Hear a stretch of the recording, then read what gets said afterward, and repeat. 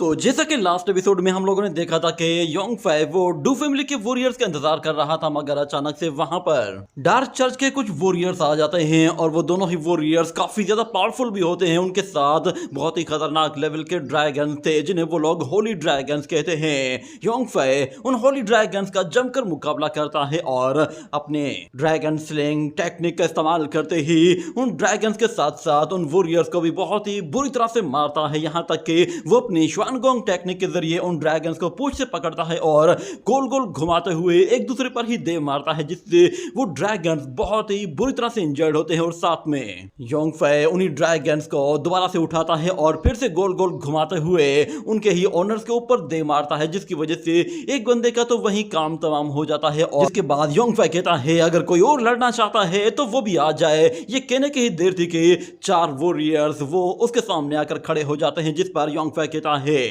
तो तुम्हें लगता है कि तुम लोग मेरा मुकाबला कर सकते हो। इतना कहते ही वो अपनी बॉडी से बहुत ही ज्यादा एनर्जी और रिलीज करता है, जिस पर वहां मौजूद सारे ही वॉरियर्स हिल कर रह जाते हैं। और उन लोगों को अंदाजा हो गया था कि उन लोगों ने अब शेर के मुंह में हाथ दे दिया है तो अब हाथ वापस नहीं आएगा। और बाकी लोग भी कह रहे थे कि वाकई में इस लड़के के बारे में हमने जो कुछ सुन रखा है वो बिल्कुल सही है। और एक और बंदा कह रहा था कि ये बात सच है कि इसको मारने के लिए सारी की सारी फोर्सेस ने एक दूसरे के साथ हाथ मिला लिया है। और एक दूसरा बंदा कहता है मैं यहाँ पे देख रहा हूँ 7 पीरलेस मास्टर्स ऑलरेडी आ चुके हैं। चाहे योंगफे कितना भी ताकतवर क्यों ना हो, मगर 7 वॉरियर्स बहुत ज्यादा होते हैं, आखिर में योंगफे को हारना ही पड़ेगा। और यहाँ पे नीचे डार्क चर्च का वो वॉरियर कह रहा होता है कि योंगफे ये तुम्हें जाने नहीं देंगे, तुम्हारी मौत यहीं पे ही होगी। मगर योंगफे कहता है शुक्र करो कि मैंने तुम्हें जिंदा छोड़ा है, मगर लगता है कि शायद तुम्हें भी अपनी जान प्यारी नहीं है। ये कहने के बाद वो फिर से एक जायंट हैंड टेक्निक यूज करते ही उस मास्टर को भी वहीं निपटा देता है और कहता है कि आजकल के पीरलेस मास्टर सच में अपनी जान की कीमत बिल्कुल भी नहीं जानते। ये तो एक के बाद एक मरने के लिए खुद ब खुद चले आ रहे हैं। पहले डू फैमिली आई और उसके बाद डार्क चर्च। लगता है तुम लोग भी किसी और फोर्स से बिलोंग करते हो और अब तुम्हारे बाद फिर शायद कोई और भी आएगा। ये कहते ही वो अजीब तरह से हंसना शुरू कर देता है और उनसे पूछता है कि बताओ तुम्हारी कौन सी फोर्स है। मगर यहाँ पे एक मास्कमैन कहता है कि योंगफे बेहतर यही है कि तुम हमारे बारे में कुछ भी ना जानो, क्योंकि अगर हमारे बारे में जान गए तो फिर शायद तुम्हारा बचना ही पॉसिबल नहीं होगा। हम तुम्हें अभी भी एक आखिरी चांस दे रहे हैं, अगर तुम खुद को सरेंडर कर देते हो तो शायद तुम्हारी जान बच सकती है। ये कहने के बाद योंगफे उसे बिल्कुल ऐसे देख रहा होता है जिसे वो किसी छोटे बच्चे को देखता है और फिर जोर जोर से हंसना शुरू कर देता है और उनसे कहता है कि बस तुम कुछ लोग मुझे धमकी दे रहे हो, मुझे हराना तुम्हारी औकात से बहुत दूर है। ये कहने के साथ ही वो जैसे ही अपनी पूरी एनर्जी एक्टिवेट करता है तो हम देखते हैं उसकी एनर्जी इतनी ज्यादा होती है कि आसपास के लोग भी उसके करीब तक नहीं जा पा रहे थे, ना ही वो लोग अपनी आंखें खोलकर उसकी तरफ देख पा रहे थे। इतने में हम योंगफे की वही क्योस बॉडी देखते हैं। वो बॉडी अब पहले के मुकाबले में और भी ज्यादा पावरफुल बनती जा रही थी और जैसे ही वो खड़ी होती है तो हम देखते हैं अब उसकी पूरी की पूरी बॉडी अपने कंप्लीट फॉर्म में आ चुकी होती है। और योंगफे उन लोगों से कह रहा होता है कि अगर इनके अलावा भी कोई है जो मुझे मारना चाहता है तो वो भी आ जाए। मैं देखना चाहता हूँ कि कौन है इस दुनिया में जो कि मुझे मार सकता है कोई अगर जो इस दुनिया में सबसे ज्यादा ताकतवर हो तो आकर मेरा मुकाबला करे। ये सुनते ही एक वॉरियर कहता है मैंने सुना था इसने अकेले ही 4 पीरलेस मास्टर्स को हराया है। अगर वाकई में ऐसा है तो फिर इसकी करंट स्ट्रेंथ वो कोई इल्यूजन है। ये कहने के साथ वो फौरन से अपनी एक मैजिकल फॉर्मेशन क्रिएट करता है जिसके अंदर से वो बहुत सारे आइस स्टोन्स थ्रो करता है। वो आइस स्टोन्स गोली की तरह जा रहे होते हैं और योंगफे ये देखकर उनका मजाक उड़ाते हुए कहता है कि क्या वाकई में इससे मारोगे तुम मुझे। ये कहते ही वो एक हल्का सा स्लैश अटैक करता है कि इतना पावरफुल स्लैश अटैक जो कि उन आइस स्टोन्स की धज्जियां उड़ाकर रख देता है और वो वॉरियर अपनी शील्ड के जरिए उसे रोकने की कोशिश करता है, मगर वो भी उसे नहीं रोक पा रहा था और उसकी शील्ड जैसे ही टूटती है तो वो दूर एक टावर से जा टकराता है। और यहाँ पे मौजूद सब लोगों के तोते उड़े हुए होते हैं और कहते हैं कि ओह माय गॉड ये क्या पावर है, क्या ये इसकी ट्रू स्ट्रेंथ है। और दूसरी तरफ वो वॉरियर जो कि उसे मारने के लिए आए थे वो भी अब कहने लगते हैं लगता है हमने इसे हल्के में ले लिया था। हमें इसे अंडरस्टिमेट नहीं करना चाहिए। और यहाँ पर योंग फाई उस पहले वाले वॉरियर को सबक सिखाने के लिए फौरन से अपनी श्वानगोंग टेक्निक को यूज करते ही उस वॉरियर को पकड़कर फौरन से अपनी तरफ खींच कर लाता है और उस वॉरियर से कहता है कि क्या हुआ, कुछ देर पहले तो तुम काफी ज्यादा एरोगेंट थे और काफी अकड़ कर बात कर रहे थे, मैं देख पा रहा हूँ तुम्हारी सारी अकड़ कहीं गायब हो गई है। अपने उस जूनियर की हालत देखकर यहाँ पे उनका सीनियर गुस्से में आ रहा होता है, मगर वो अभी भी कुछ नहीं कर पा रहा था। यहाँ पर योंग फाई उसके जूनियर से कहता है कि कुछ देर पहले तो तुम लोग बड़ी बड़ी भड़के मार रहे थे, अब क्यों नहीं कुछ कह पा रहे। मगर वो सीनियर कहता है कि इसकी बातों से साफ पता चल रहा है कि ये हमारे अगेंस्ट वार लड़ना चाहता है। मगर योंग फाई कहता है कि तुम लोग सिर्फ मंथली सैलरी के ऊपर मेरे साथ लड़ना चाहते हो। ये कहते ही वो उस वॉरियर की गर्दन उड़ाकर रख देता है, जिससे वो वहीं खत्म हो जाता है और योंग फाई उसका ब्लड एब्जॉर्ब कर लेता है, जिससे उसकी डिवाइन ट्रेजरी वो और भी ज्यादा अपग्रेड होना शुरू हो जाती है। और हम देखते हैं कि उस डिवाइन ट्रेजरी के साथ उसके पास कुछ और वेपन्स भी अपीयर होते हैं, जिन्हें वो जब भी चाहे यूज कर सकता है। और वो उन वेपन्स में से सबसे पहले एक शील्ड को चूज करता है, तो वो शील्ड फौरन से उसके हाथों में आ जाती है। ये देखने के बाद योंग फाई उस शील्ड को टेस्ट करना चाहता था, तो इसीलिए वो उनमें से एक वॉरियर से कहता है कि आ जाओ। ये सुनते ही वो वॉरियर्स कहते हैं कि अब ये सिचुएशन आ गई है कि हम या तो फिर इसे मारेंगे या फिर यहाँ पे खुद मारे जाएंगे। और वहां पे हमें दूसरी तरफ हाई प्रीस्ट को दिखाया जाता है, वो उस डिवाइन बॉन्ड को लाता है, तो वो डिवाइन बॉन्ड बीच में से ही खुल जाती है, मगर उसके अंदर से वो डिवाइन पर्ल बाहर नहीं निकलता, जिस पर उसका वो सीनियर एल्डर कहता है कि ये डिवाइन बॉन्ड अब डैमेज हो चुकी है और इसका डिवाइन पर्ल भी मिसिंग है। तुम इसके बारे में क्या कहोगे? अब इसकी सारी की सारी रेस्पॉन्सिबिलिटी भी तुम्हें ही लेनी होगी। और यहाँ पे हमें दिखाया जाता है कि वो वॉरियर्स योंग फाई से कह रहे होते हैं कि तुम्हें पता होना चाहिए कि हम तुम्हारा पीछा क्यों कर रहे हैं, वो चीज फौरन से हमारे हवाले कर दो, वरना हम मरते दम तक तुम्हारा पीछा करते रहेंगे। ये कहने के साथ वो लोग अपनी सोर्ड्स के साथ बहुत ही ज्यादा पावरफुल एनर्जी रिलीज करते हैं, जिसके साथ वो एक पावरफुल सोर्ड फॉर्मेशन क्रिएट करते हैं और हजारों की तादाद में सोर्ड्स वो सीधा योंग फाई की तरफ आ रही होती हैं। ये देखते ही योंग फाई कहता है कि अब तुम लोग अपनी डेड बॉडीज को कलेक्ट करने के लिए तैयार रहना। ये कहने के बाद वो जैसे उस सोर्ड फॉर्मेशन को डिस्ट्रॉय करता है, तो वो वॉरियर पलक झपकते ही दूसरी डायरेक्शन से आकर हमला कर देता है, मगर योंग फाई फौरन से अपनी शील्ड के जरिए उसे भी रोक लेता है। मगर वो देखता है कि दोबारा से आकर उस पर हमला कर रहा है, जिस पर योंग फाई उसे दोबारा से रोकता है। तो वो वॉरियर कहता है कि तुमने बहुत सारे वॉरियर्स को यहाँ पर एक के बाद एक मारा है और तुम्हारी एनर्जी अब काफी ज्यादा कंज्यूम हो चुकी है। इतना कहने के साथ वो योंग फाई को पुश करने की कोशिश करता है और उस पर दोबारा से पलट कर आकर वार करता है, मगर इस मर्तबा भी वो नाकाम होता है। योंग फाई पर उसका कोई भी अटैक काम नहीं कर रहा था। ये देखते ही वहां पे फिर एक और वॉरियर कहता है कि तुम एक पागल इंसान हो जो कि सिर्फ और सिर्फ अपनी डिजायर्स के लिए मर रहे हो। ये कहने के साथ वो अपनी थंडर बोल्ट फॉर्मेशन क्रिएट करता है और कहता है कि देखता हूं कि तुम मेरी थंडर बोल्ट पावर से कैसे बचते हो। उसकी ये पावर देखकर योंग फाई हंसते हुए कहता है कि अच्छा थंडर बोल्ट, मैं देखता हूं कि अगर मैं तुमसे क्लोज कॉम्बैट करता हूं तो तुम मुझ पर कैसे अटैक करते हो। ये कहने के साथ योंग फाई फौरन से उसके पास चला जाता है और उसे इतना जोर से पंच मारता है कि वो वॉरियर अटैक करने से पहले ही जोर से जमीन पर जाके हिट करता है और योंग फाई उसके पीछे पीछे आते ही उसे दोबारा से ऊपर उठाता है और फौरन से उसे मुंह से पकड़कर ऊपर की तरफ उछाल देता है और दोबारा से उसके पीछे जाकर एक और किक मारता है, जिससे वो उस वॉरियर को और भी ज्यादा इंजर्ड करता है। और हमें दिखाया जाता है कि वो उसे एक के बाद एक बुरी तरह से पीटते हुए वार करते हुए उसे काफी ज्यादा इंजर्ड कर देता है। और जब नीचे आता है तो वो सीनियर वॉरियर योंग फाई को देखकर गुस्से में और भी ज्यादा पावरफुल एनर्जी चार्ज करना शुरू कर देता है, क्योंकि उसके जूनियर सब यहाँ पे बहुत ही बुरी तरह से पिट रहे होते हैं। तो वो वॉरियर अपनी इटर्नल सोर्ड को समन करता है और हमें दिखाया जाता है कि ऊपर एक बड़ी सी फॉर्मेशन खुलती है और उसके जरिए वो एक बड़ी सी सोर्ड को नीचे लेकर आता है और उसके साथ बहुत सारी छोटी सोर्ड्स भी होती हैं। और वो वॉरियर योंग फाई से कह रहा होता है कि मैं देखता हूं तुम कितनी देर तक एरोगेंट रहते हो,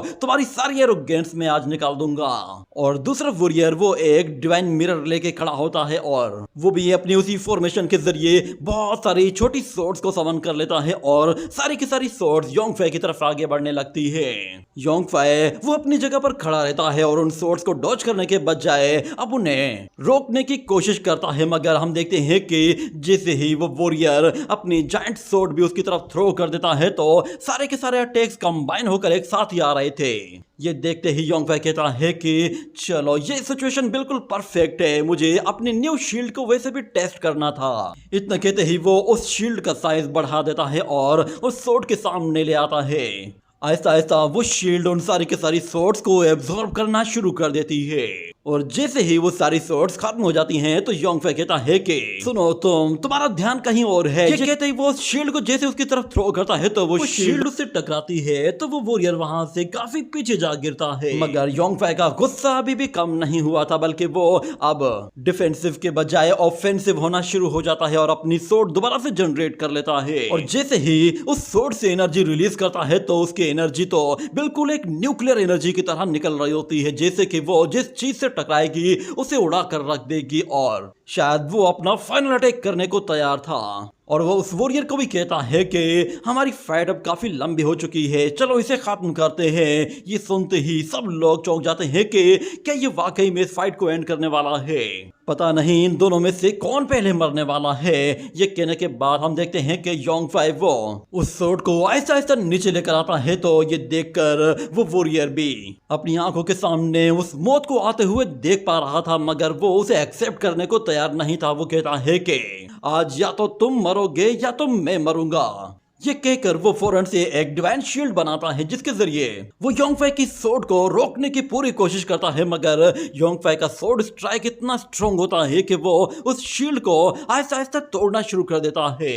और हमें दिखाया जाता है वो मिरर वॉरियर दोबारा से आ जाता है और कहता है कि मुझे इस स्ट्राइक को रेजिस्ट करना होगा वरना हम सब मारे जाएंगे। ये कहने के बाद वो उस डिवाइन मिरर के जरिए एक और शील्ड बना लेता है और उस स्ट्राइक को रोकने की कोशिश करता है, मगर हम देखते हैं कि योंगफे वो उस स्ट्राइक को हल्का सा धीमा करता है और उस मिरर वॉरियर से कहता है कि तुम फिर से बेवकूफ बन गए। ये कहते ही वो अपने शील्ड को जैसे ही बुलाता है तो योंगफे की वो शील्ड उसे हमेशा के लिए मौत की नींद सुला देती है और उसका वो डिवाइन मिरर योंगफे फौरन से अपने पास ले आता है और कहता है कि ये फ्यूचर में मेरे बहुत काम आएगा। ये देखने के बाद वहां पे मौजूद वो सीनियर वॉरियर कहता है कि तुम अकेले 6 वॉरियर्स को मार सकते हो, तुम वाकई में जीनियस कहलाने के लायक हो। तुम्हारे बारे में जो भी बातें कही गई हैं या फिर तुम्हारी जो रेपुटेशन थी उस पर तुम पूरी तरह से खरे उतरे हो, पर मैं जब तक जिंदा हूं मैं तुम्हारे अटैक्स को ब्लॉक करूंगा और अगर मैं तुमसे लड़ते हुए थक गया हूं तो इसका मतलब है कि तुम्हारी एनर्जी भी काफी कंज्यूम हो चुकी है।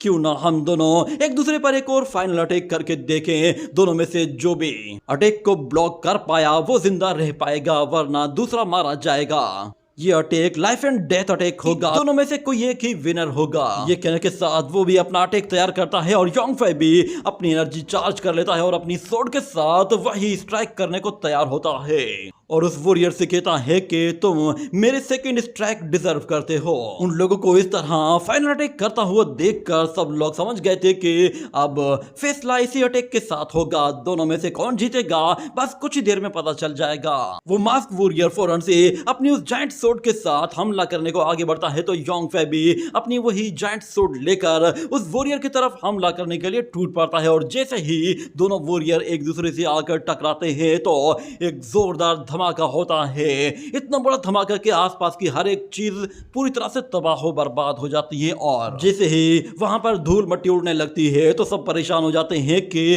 कौन जीता, क्या वाकई में योंगफे जीत गया है या फिर वो इस अटैक में मारा गया है, मुझे कोई बताओ तो सही। मगर डोंग डोंग देखता है कि योंगफे वो ये फाइट जीत चुका है। उस मास्क वॉरियर के अटैक का योंगफे पर कोई खास असर पड़ा ही नहीं था, बल्कि वो मास्क वॉरियर योंगफे के अटैक की वजह से काफी बुरी तरह से इंजर्ड होने के बाद जमीन पर पड़ा हुआ था और वो योंगफे से रिक्वेस्ट करता है कि मुझे फौरन से मार दो, मैं इस बेइज्जती के बाद जीना नहीं चाहता। तो योंगफे उसकी तरफ आगे बढ़ता है और कहता है कि अच्छा ठीक है, मैं तुम्हारी ये ख्वाहिश अभी पूरी कर देता हूँ। मगर जैसे ही योंगफे अपनी सोड ऊपर करता है तो वो मास्क वॉरियर कहता है कि क्यों ना हम दोनों एक साथ ही मारे जाएं। ये कहते ही वो अपनी एक सोड उसकी तरफ थ्रो करता है तो योंगफे उसे आते हुए देख लेता है, मगर वो इतना करीब था कि उसे बचने का मौका ही नहीं मिलता और वो सोड उसकी बॉडी के आर पार हो जाती है। जिसके बाद वो वॉरियर पागलों की तरह हंसते हुए योंगफे से कहता है कि अब तुम्हें मारने के लिए यहाँ पर एक के बाद एक वॉरियर्स आना शुरू हो जाएंगे, तुम्हारा बचना पॉसिबल नहीं है। ये सुनते ही योंगफे गुस्से में पागल हो जाता है और अपनी सोड के साथ एक ही अटैक के साथ उस वॉरियर को सीधा हेल में पहुंचा देता है। मगर हमें दिखाया जाता है कि उस सोड की वजह से योंगफे काफी ज्यादा वीक पड़ गया था और वो अपने घुटनों पर आ जाता है और आहिस्ता आहिस्ता उसकी पावर्स भी वो डिसअपियर होती हैं और वो खुद नॉर्मल फॉर्म में आ जाता है। डोंग डोंग ये देखकर काफी ज्यादा परेशान हो गया था, मगर हम देखते हैं कि अचानक से डू फैमिली का एक वॉरियर आता है और वो योंगफे की बॉडी में लगी हुई सोड के साथ उसे पुश करते हुए जोर से एक और दीवार पे दे मारता है और योंगफे से कहता है फाइनली तुम्हारी कमजोरी मिल ही गई। ये देखकर सब लोग कहते हैं कितनी शर्म की बात है, डू फैमिली ऐसी गिरी हुई हरकत कर रही है। उन लोगों को योंगफे की कमजोरी का फायदा नहीं उठाना चाहिए था। अगर वो सच्चे वॉरियर्स हैं तो उन्हें योंगफे को रिकवर करने का मौका देना चाहिए था, मगर ये तो बिल्कुल बेशर्म लोग हैं। लगता है शायद अब हीरोज की जनरेशन वो यहाँ पे एंड होने वाली है। अचानक योंगफे वो हल्का सा स्माइल करता है और उस वॉरियर से कहता है कि तो फाइनली तुम लोग खुद मेरे सामने आ ही गए।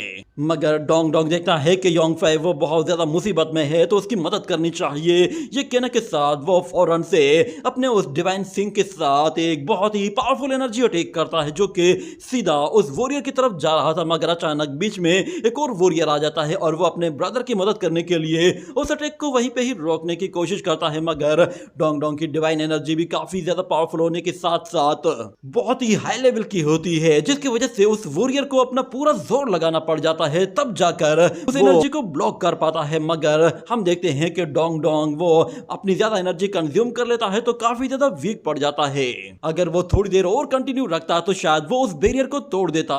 मगर योंगफे कहता है कि डोंग डोंग तुम्हें मुझ पे भरोसा है ना, बस तुम थोड़ी देर आराम करो, मैं ये हैंडल कर लूंगा। उसके बाद योंगफे उस वॉरियर से कहता है कि तुम मुझे मारकर विक्ट्री क्लेम करना चाहते हो ना, तुमसे पहले भी तुम्हारे दो भाई आए थे और वो दोनों भी यही क्रेडिट लेना चाहते थे और वो मुझे मारने के लिए खुद अकेले आए थे। मगर डू फैमिली का वो वॉरियर कहता है कि मौत का ब्लेम आप कौन लेगा, वो भी तो तुम्हारे ऊपर आएगा। तुमने असल में श्वानगोंग लोअर वॉल्यूम को बिल्कुल भी प्रैक्टिस नहीं किया है, बल्कि तुमने अपने प्रोफाउंड स्किल्स को रिवर्स किया है। मुझे अब पता नहीं कि मैं तुम्हें जीनियस कहूं या फिर मैं तुम्हें कोई इडियट कहूं। मगर योंगफे उससे कहता है कि मैंने श्वानगोंग लोअर वॉल्यूम को भी प्रैक्टिस कर लेना है, जिस पर वो डू फैमिली का वॉरियर कहता है कि तुम अब भी दिखावा करने की कोशिश कर रहे हो ना, तुम्हारी फैमिली के उस ओल्ड मैन ने हमारे एंसेस्टर को श्वानगोंग लोअर वॉल्यूम के बारे में बताया था। जिस पर योंगफे कहता है वो ओल्ड मैन कोई और नहीं मेरा फादर है। मेरी चेन फैमिली की श्वानगोंग टेक्निक का कोई एंड नहीं, उसके बारे में अभी तक कोई भी पूरी तरह से नहीं जानता कि वो टेक्निक कितनी एक्सट्रीम लेवल तक जा सकती है। इतने में हम लोग उसका पास्ट का सीन देखते हैं जब वो अपनी पास्ट लाइफ में अपने फादर के साथ मौजूद था। तो वो अपने फादर से कहता है कि अगर एक दिन में अपनी कल्टीवेशन लेवल के बिल्कुल पीक पे आ जाऊं तो क्या मुझे ये अपर रियलम में सेंड हो जाना चाहिए या फिर कुछ और करना चाहिए। तो उसका फादर कहता है कि अगर वाकई में ऐसा दिन आ जाता है तो फिर तुम्हें अपने सारे के सारे यूनिक स्किल्स को दोबारा से फोर्क करना होगा। जिस पर योंगफे कहता है आखिर ऐसा क्यों। तो उसका फादर कहता है तुम्हें और ज्यादा डीप नॉलेज तक जाना चाहिए। जिस पर योंगफे कहता है क्या आप वाकई में ये चाहते हैं कि मैं श्वानगोंग टेक्निक से पूरी तरह से जान छुड़ा लूं। इतने में उसका फादर स्माइल करता है और अपना पैर जैसे ही जमीन पे रखता है तो वो आसपास के एनवायरनमेंट को पूरी तरह से चेंज कर देता है। ये देखकर योंगफे खुद भी काफी ज्यादा कंफ्यूज हो गया था कि ये किस तरह का वर्ल्ड है। मगर योंगफे अपने सामने कुछ मैकेनिकल स्ट्रक्चर्स देख रहा होता है और उसका फादर कहता है कि अगर तुम वाकई में हेवन लॉ को फॉलो करके एक्सट्रीम लेवल की पावर अचीव करना चाहते हो तो तुम्हें पहले एक्सट्रीम लॉस को समझना होगा। अगर तुम लॉ ऑफ हेवंस को समझ पाओगे तभी तुम उस लॉ को ब्रेक कर पाओगे। अगर तुम अपनी कल्टीवेशन को आगे बढ़ाना चाहते हो तो तुमने जो कुछ सीखा है तुमने उस सब को और आगे बढ़ाना होगा, ना कि उसे पूरी तरह से खत्म करना होगा। तुम्हारा मकसद अब सिर्फ और सिर्फ लॉज ऑफ हेवन को अच्छी तरह से रियलाइज करना है। जिसके बाद तुम इसी पावर को यूज करते हुए अपनी खुद की एक न्यू दुनिया क्रिएट कर सकोगे। ये कहने के बाद योंग फाई फिर अपने फ्लैशबैक से बाहर आता है और डू फैमिली के बारे में कहता है कि डू फैमिली ने मेरे फादर के वर्ड्स को अच्छी तरह से समझा ही नहीं था। कल्टीवेशन का नेक्स्ट स्टेप वो श्वानगोंग लोअर वॉल्यूम नहीं है। ये कहने के बाद वो हल्की सी स्माइल करता है जिस पर वो वॉरियर कहता है कि तुम मरने के दहाने पर हो और अब भी तुम मुस्कुरा रहे हो, सच में तुम्हारी हिम्मत की दाद देनी पड़ेगी। मगर योंग फाई कहता है कि तुम्हारा बहुत बहुत शुक्रिया कि तुमने मुझे कुछ याद दिला दिया। मुझे आज फाइनली याद आ गया कि लोअर वॉल्यूम का कंटेंट क्या है। तुम्हारी वजह से मुझे लोअर वॉल्यूम का कंटेंट समझ में आ गया है। ये कहने के बाद अचानक वो डू फैमिली का वॉरियर हंसना शुरू कर देता है और कहता है कि तुम्हें एक मर्तबा मार दूं तो मैं तुम्हारी बॉडी के अंदर से सारी की सारी इंफॉर्मेशन निकाल लूंगा। वैसे भी हमारे एंसेस्टर्स ने लोअर वॉल्यूम को और तुम्हारे फादर की जितनी भी इंफॉर्मेशन थी उसे अच्छी तरह से स्टडी किया हुआ है और हम लोग एक ना एक दिन चेन फैमिली के सारे सीक्रेट्स भी जान जाएंगे और मेरी डू फैमिली में लगा कर्स भी हट जाएगा। ये कहने के बाद अचानक योंग फाई वो अपनी पावर के जरिए उसकी सोर्ड को तोड़ कर रख देता है और हमें वहां पर एक मिरर भी दिखाया जाता है जो कि टूटा हुआ होता है। असल में योंग फाई ने वो सोर्ड अटैक अपनी बॉडी में लेने के बजाय उस डिवाइन मिरर के अंदर ले लिया था, जिससे ऐसा इल्यूजन क्रिएट हुआ था कि जैसे वो अटैक योंग फाई की बॉडी पर हुआ है। ये देखकर डोंग डोंग तो काफी खुश होता है, मगर डू फैमिली का वो वॉरियर अब कांपने लगा था। वो कहता है तुमने हमारे साथ चीटिंग की है। वो अपने भाई से कहता है फौरन से भाग जाओ, मगर अचानक योंग फाई अपनी बॉडी से बहुत ही ज्यादा एनर्जी और रिलीज करता है और उन वॉरियर्स को पीछे धकेल देता है और उन लोगों से कहता है कि ये चीटिंग असल में चीटिंग नहीं है। इसका ब्लेम अगर किसी को देना है तो तुम्हें खुद को देना चाहिए, क्योंकि तुम लोगों ने मुझे इतना टाइम दे दिया कि मैं आराम से खुद को रिकवर कर पाया। तुम लोग न सिर्फ मतलबी हो बल्कि तुम लोग बेवकूफ भी हो। ये कहते ही वो दोबारा से अपनी एनर्जी को बढ़ाने की कोशिश करता है तो हम देखते हैं उसके चारों तरफ बहुत ही ज्यादा ब्लड एनर्जी आ जाती है और वो उस एनर्जी को एक्सट्रीम लेवल तक ले जाने की कोशिश करता है और हमें दिखाया जाता है कि वो पावर तो बढ़ती ही जा रही होती है और योंग फाई उसके अंदर जितना जोर से चिल्लाता है उतनी जोर से वो एनर्जी वेव्स रिलीज होती है। आहिस्ता आहिस्ता वो जमीन फटना शुरू हो जाती है और हम देखते हैं योंग फाई के हैंड्स वो पूरी तरह से चेंज होने लगे थे।